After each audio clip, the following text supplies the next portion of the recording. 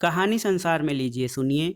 शहादत हसन मंटू की कहानी इज्जत के लिए।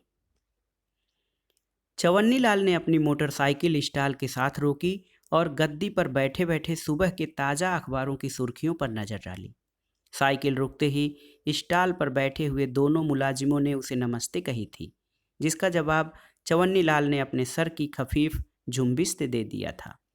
सुर्खियों पर सरसरी नज़र डालकर चवन्नी लाल ने एक बंधे हुए एक बंडल की तरफ हाथ बढ़ाया, जो उसे फौरन दे दिया गया। इसके बाद उसने अपनी बीएसए मोटरसाइकिल का इंजन स्टार्ट किया और ये जा वो जा। मॉडर्न न्यूज एजेंसी कायम हुए पूरे 4 बरस हो चले थे। चवन्नी लाल इसका मालिक था, लेकिन इन 4 वर्षों में वो एक दिन भी स्टॉल पर नहीं बैठा था। वो हर रोज़ सुबह अपनी मोटरसाइकिल पर आता, मुलाजिमों की नमस्ते का जवाब सिर की खफीफ झुंबिश से दे देता और ताज़ा अखबारों की सुर्खियाँ एक नज़र देखता, हाथ बढ़ाकर बंधा हुआ बंडल लेता और चला जाता। चवन्नी लाल का स्टॉल मामूली स्टॉल नहीं था। हालांकि अमृतसर में लोगों को अंग्रेजी और अमेरिकी रिसालों और पर्चों से कोई इतनी दिलचस्पी नहीं थी, लेकिन मॉडर्न न्यूज एजेंसी हर अच्छा अंग्रेजी और अमेरिकी रिसाला मंगवाती थी, बल्कि यूं कहना चाहिए कि चवन्नी लाल मंगवाता था। हालांकि उसे पढ़ने वढ़ने का बिल्कुल शौक नहीं था। शहर में बहुत कम आदमी जानते थे कि मॉडर्न न्यूज एजेंसी खोलने से चवन्नी लाल का असल मकसद क्या था। यूं तो इससे चवन्नी लाल को खासी आमदनी हो जाती थी, इसलिए कि वो करीब करीब हर बड़े अखबार का एजेंट था। लेकिन समुंदर पार से जो अखबार और रिसाले आते वो बहुत ही कम थे। फिर भी हर हफ्ते विलात की डाक से मॉडर्न न्यूज एजेंसी के नाम से कई खूबसूरत बंडल और पैकेट आते ही रहते। असल में चवन्नी लाल ये पर्चे और रिसाले बेचने के लिए नहीं, बल्कि मुफ्त बांटने के लिए मंगवाता था। चुनाचे हर रोज़ सुबह सवेरे वो इन ही पर्चों का बंडल लेने आता था, जो उसके मुलाजिमों ने बांध कर अलग छोड़े होते थे। शहर के जितने बड़े अफसर थे, सब चवन्नी लाल से वाकिफ थे। बाज की वाकफियत सिर्फ यहीं तक महदूद थी कि हर हफ्ते उनके यहाँ जो अंग्रेजी और अमेरिकी पर्चे आते हैं, शहर में कोई एक मॉडर्न न्यूज एजेंसी है, उसका मालिक चवन्नी लाल है, वो भेजता है और बिल कभी रवाना नहीं करता। बाज ऐसे भी थे जो उसको बहुत अच्छी तरह जानते थे। मिसाल के तौर पर उनको मालूम था कि चवन्नी लाल का घर बहुत ही खूबसूरत है तो छोटा, मगर बहुत ही नफीस तरीके पर सजा है। एक नौकर है रामा, बड़ा साफ सुथरा और 100% नौकर, समझदार, मामूली सा इशारा समझने वाला, जिसको सिर्फ अपने काम से गर्ज है। दूसरे क्या करते हैं क्या नहीं करते, इस पर उसको दिलचस्पी नहीं। चवन्नी लाल घर पर मौजूद हो जब भी एक बात है, मौजूद न हो जब भी एक बात है। मेहमान किस गरज से आया है, ये उसको उसकी शक्ल देखते ही मालूम हो जाता है। कभी ज़रूरत महसूस नहीं होती कि उससे सोडे बर्फ़ के लिए कहा जाए या पानों का आर्डर दिया जाए। हर चीज़ खुद ब खुद वक्त पर मिल जाएगी और फिर ताक झांक का कोई खदशा नहीं। इस बात का भी कोई खटका नहीं कि बात कहीं बाहर निकल जाएगी। चवन्नी लाल और उसका नौकर रामा दोनों के होंठ दरिया के दरिया पीने पर भी खुश्क रहते थे। मकान बहुत ही छोटा था, बम्बई स्टाइल का। ये चवन्नी लाल ने खुद बनवाया था। बाप की वफ़ात पर उसे 10,000 रुपया मिला था, जिसमें से 5,000 उसने अपनी छोटी बहन रूपा को दे दिए थे और जद्दी मकान भी, और खुद अलाहिदा हो गया था। रूपा अपनी माँ के साथ इसमें रहती थी और चवन्नी लाल अपने बम्बई स्टाइल के मकान में। शुरू शुरू में माँ बहन ने बहुत कोशिश की कि वो उनके साथ रहे। साथ न रहे तो कम से कम उनसे मिलता ही रहे, मगर चवन्नी लाल को इन दोनों से कोई दिलचस्पी नहीं थी। इसका ये मतलब नहीं था कि उसे अपनी माँ और बहन से नफरत थी। दरअसल इसे शुरू से ही इन दोनों से कोई दिलचस्पी नहीं थी। अलबत्ता बाप से ज़रूर थी कि वो थानेदार था, लेकिन जब वो रिटायर हुआ तो चवन्नी लाल को उससे भी कोई दिलचस्पी न रही। जिस वक्त उसे कॉलेज में किसी से कहना पड़ता था कि उसके वालिद रिटायर्ड पुलिस इंस्पेक्टर हैं, तो उसे बहुत कोफ्त होती। चवन्नी लाल को अच्छी पोशिश और अच्छे खाने का बहुत शौक था। तबीयत में नफासत थी। चुनाचे वो लोग उसके मकान में एक दफ़ा भी गए। उसके सलीके की तारीफ अब तक करते हैं। NWR के एक नीलाम में उसने रेल के डिब्बे की एक सीट खरीदी थी। उसको इसने अपने दिमाग से बहुत ही उम्दा दीवान में तब्दील करवा दिया था। चवन्नी लाल को ये इस कदर पसंद था कि उसे अपनी ख्वाबगाह में रखवाया हुआ था। शराब उसने कभी छुई नहीं थी, लेकिन दूसरों को पिलाने का बहुत शौक था। अरे गहरे को नहीं, खासू खलास आदमियों को, जिनकी सोसाइटी में ऊंची पोजीशन हो, जो कोई मर्तबा रखते हों। चुनाचे ऐसे लोगों की वो अक्सर दावत करता। किसी होटल या कहवा खाने में उन्हें अपने घर में, जो उसने खास अपने लिए बनवाया था। ज़्यादा पीने पर अगर किसी की तबीयत खराब हो जाए तो उसे किसी तरद्दुद की ज़रूरत न होती, क्योंकि चवन्नी लाल के पास ऐसी चीज़ें हर वक्त मौजूद रहती थीं जिनसे नशा कम हो जाता था। डर के मारे कोई घर न जाना चाहे तो अलहदा सजे सजाए 2 कमरे मौजूद थे। छोटा सा हाल था, इसमें कभी कभी मुजरे भी होते थे। अक्सर ऐसा भी हुआ कि चवन्नी लाल ने इस मकान में उसके दोस्त कई कई दिन और कई कई रातें अपनी सहेलियों समेत रहे, लेकिन उसने उनको मुतलक खबर न होने दी कि वो सब कुछ जानता है। अलबत्ता जब उसका कोई दोस्त उनकी इन नवाजिशों का शुक्रिया अदा करता तो चवन्नी लाल गैर मुतवक्के और बेतकल्लुफ़ होकर कहता, क्या कहते हो यार, मकान तुम्हारा अपना है। आम गुफ्तगू में तो वो अपने दोस्तों के ऊंचे मर्तबे के पेशे नज़र ऐसा तकल्लुफ़ कभी नहीं बरतता था।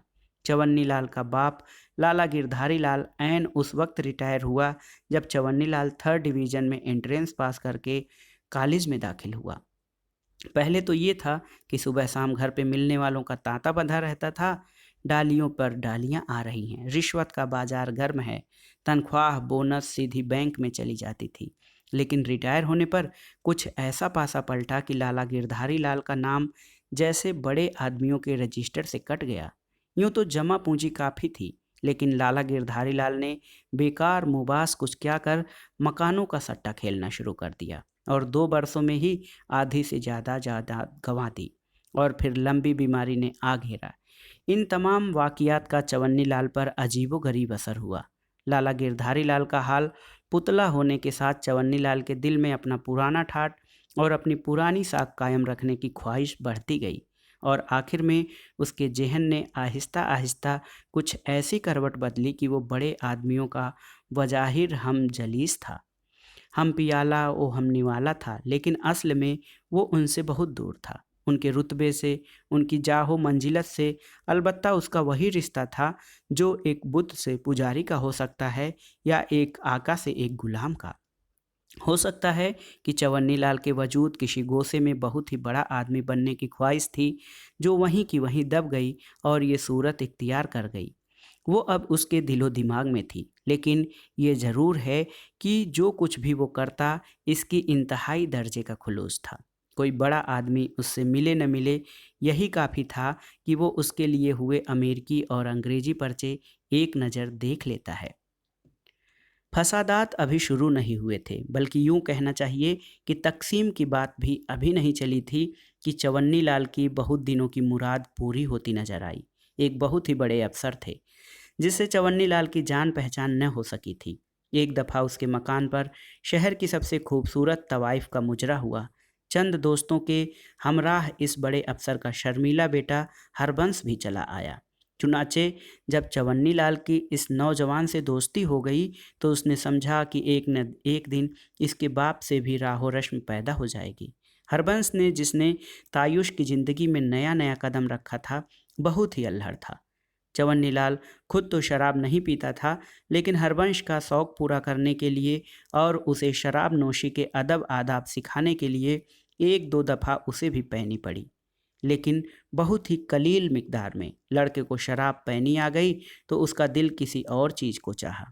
चवन्नी लाल ने यह भी मुहैया करा दी, और कुछ इस अंदाज में कि हरबंस को झेंपने का मौका न मिले।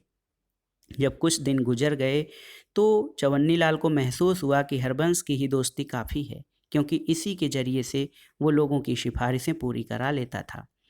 वैसे तो शहर में चवन्नी लाल के असर और रसूख का हर शख्स कायल था, लेकिन जब से हरबंस उसके हल्का वाकफियत में आया था, उसकी धाक और भी ज़्यादा बैठ गई थी।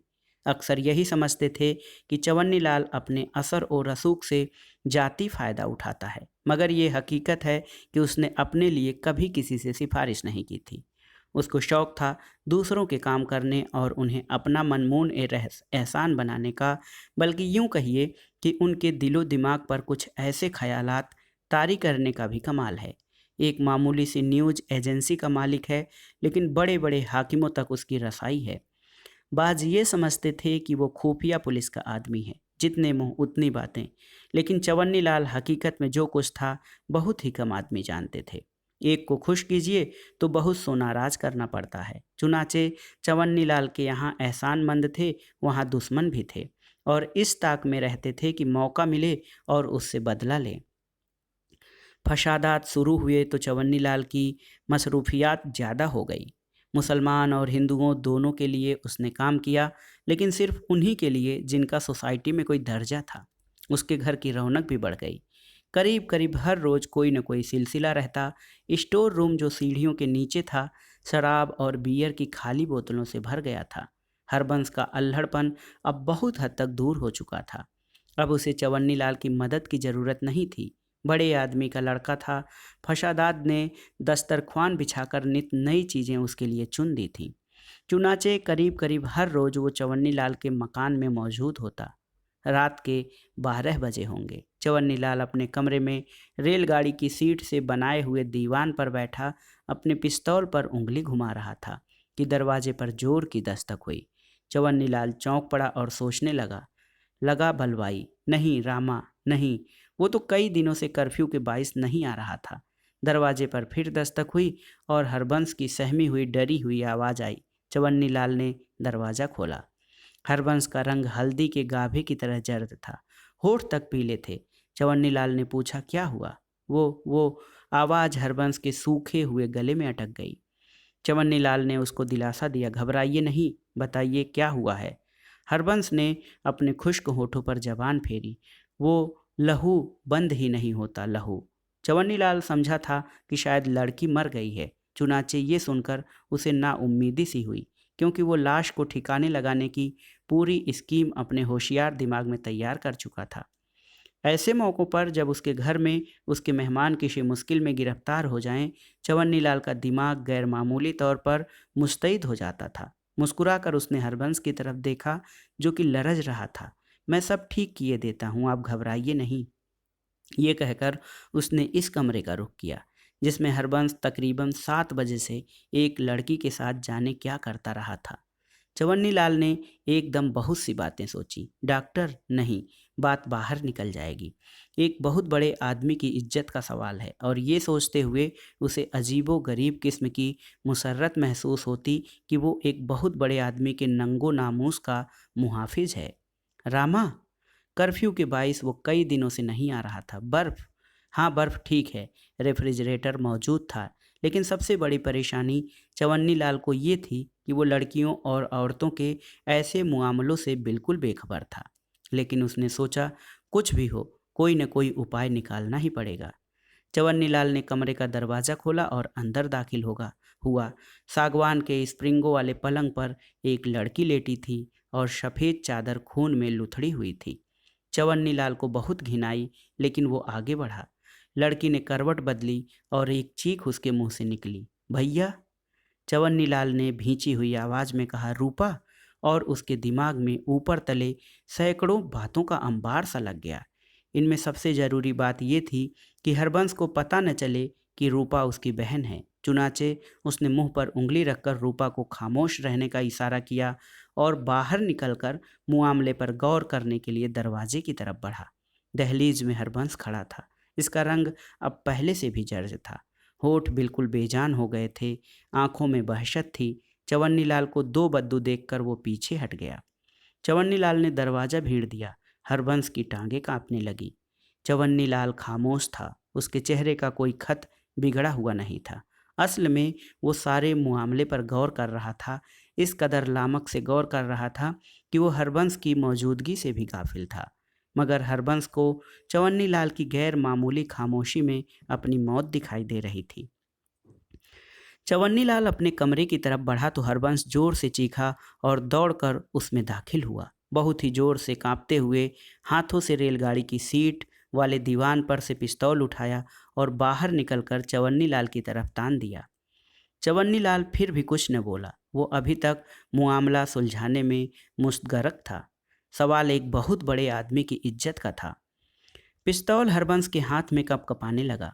वो चाहता था कि जल्द फैसला हो जाए, लेकिन वो अपनी पोजीशन साफ करना चाहता था। दोनों चवन्नी लाल और हरबंस कुछ देर खामोश रहे, लेकिन हरबंस ज़्यादा देर तक चुप न रह सका। उसके दिलो दिमाग में बड़ी हलचल मची हुई थी। चुनाचे एकदम उसने बोलना शुरू किया। मैं मुझे कुछ मालूम नहीं। मुझे बिल्कुल मालूम नहीं था कि ये तुम्हारी बहन है। ये सारी शरारत उस मुसलमान की है, उस मुसलमान सब इंस्पेक्टर की। क्या नाम है उसका? क्या नाम है इसका? मोहम्मद तुफ़ैल? हाँ, हाँ, मोहम्मद तुफ़ैल। नहीं, नहीं, बशीर अहमद।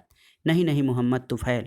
वो तुफ़ैल जिसकी तरक्की तुमने रुकवाई थी। उसने मुझे ये लड़की लाकर दी और कहा मुसलमान है। मुझे मालूम होता तुम्हारी बहन है, तो क्या मैं यहाँ लेकर आता? तुम तुम बोलते क्यों नहीं? तुम बोलते क्यों नहीं? और उसने चिल्लाना शुरू किया। तुम बोलते क्यों नहीं? तुम मुझसे बदला लेना चाहते हो? तुम मुझसे बदला लेना चाहते हो? लेकिन मैं कहता हूँ, मुझे कुछ मालूम नहीं था। मुझे कुछ मालूम नहीं था। मुझे कुछ मालूम नहीं था। चवन्नी लाल ने हौले से कहा, घबराइए नहीं, आपके पिताजी की इज्जत का सवाल है। लेकिन हरबंस चीख चिल्ला रहा था। उसने कुछ न सुना और कांपते हुए हाथों से पिस्तौल दाग दिया। तीसरे रोज कर्फ्यू हटने पर चवन्नी लाल के दो नौकरों ने मॉडर्न न्यूज एजेंसी का स्टॉल खोला। ताज़ा अखबार अपनी जगह पर रखे। चवन्नी लाल के लिए अखबारों और रिसालों का एक बंडल बांधकर अलग रख दिया, मगर वो न आया। कई राह चलते आदमियों ने ताज़ा अखबारों की सुर्खियों पर नज़र डालते हुए मालूम किया कि मॉडर्न न्यूज एजेंसी के मालिक चवन्नी लाल ने अपनी सगी बहन के साथ मुंह काला किया और बाद में गोली मारकर खुदकुशी कर ली। तो दोस्तों, ये थी मंटो की कहानी इज्जत के लिए। कहानी आपको कैसी लगी हमें कमेंट बॉक्स में ज़रूर बताइएगा। कहानी सुनने के लिए धन्यवाद दोस्तों। नमस्कार।